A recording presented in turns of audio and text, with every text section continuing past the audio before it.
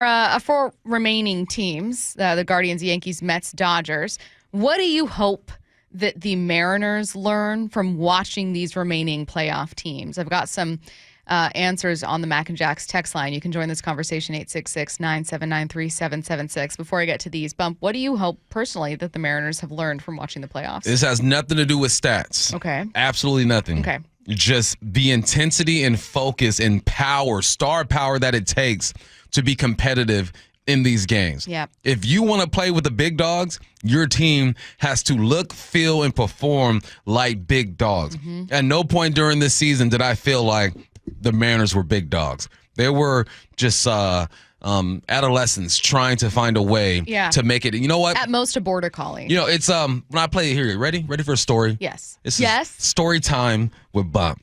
When I was growing up in Culver City, we used to go play basketball at Veterans Memorial Field.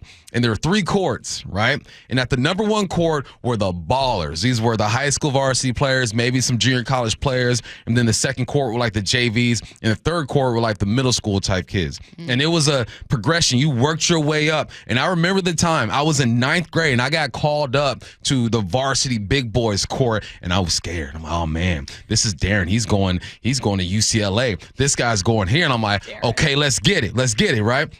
And I'm out there, and my friend tells me, goes, look, man, just play your role. Pass the ball, swing it. You take your shots when you're open. And then once you get there, you feel it, and you're like, okay, this is what I need to do to stay on this court. I'm looking at the Mariners right now. They're in that middle court, right? They're not with the pups. They're in that middle court. You know, they're trying to find a way to get up there, right? And they haven't. If they would have gotten into the playoffs this year and maybe played one of the big dogs, they would have a feeling of what it takes. But the scary part about them getting to that number 1 court is that ownership might be like, we're good. We made it to the big boy court, and you don't really do enough to kind of push forward and get better. Court. You have one run and then you're off and you're back down to the middle court.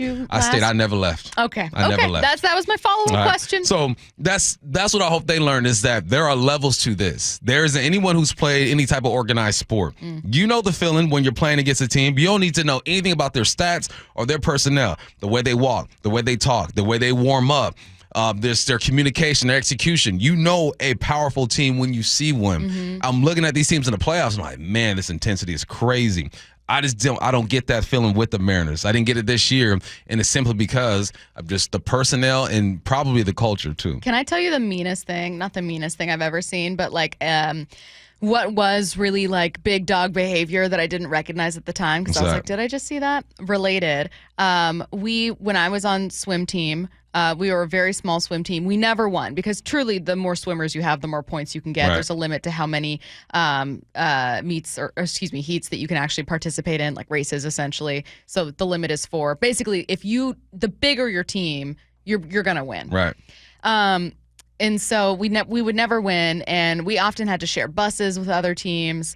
And we were sharing a bus to, I want to say districts. So there are a lot of different schools going here.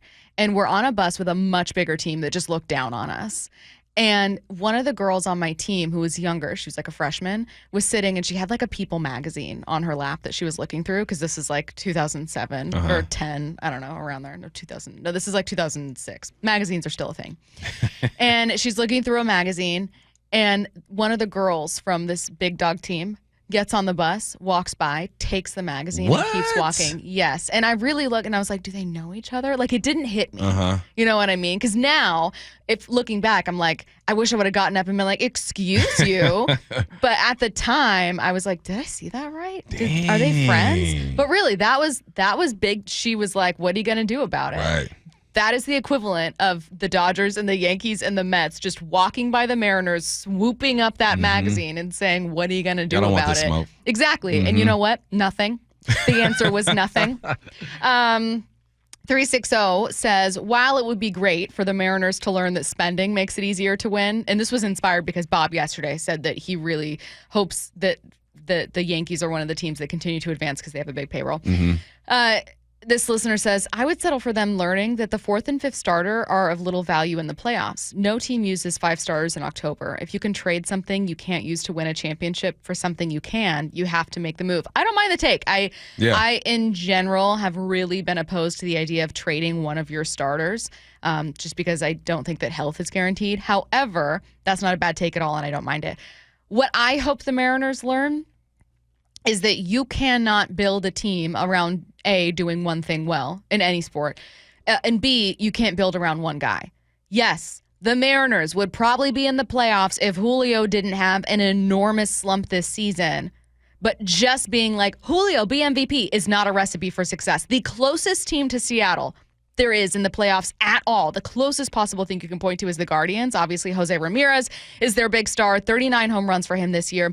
They only had 2 players with 20 or more home runs. So on a very, very surface level, you can go, oh, well, the Guardians, you can just have that one superstar. But no. The Guardians were so much more effective at getting on base, driving in runs, and they didn't strike out nearly as much. So, yeah, they have the superstar, but then they have all of these complementary pieces, particularly Stephen Kwan. They were the 4th fewest in strikeouts, had the 5th most stolen bases, and more sack bunts than any of the other 3 remaining teams. And even though they were like middle of the road in OPS, 12th in home runs, they got on base, drove in runs. They played the closest thing to small ball you can still play in today's game. The Mariners are not built like that. And furthermore, they don't have a lot of complementary pieces. So I hope that they learn that you can't just enter this season going, all right, Julio, be MVP and we got this thing. Because then how far do you really go? You need help. Yeah. You need help.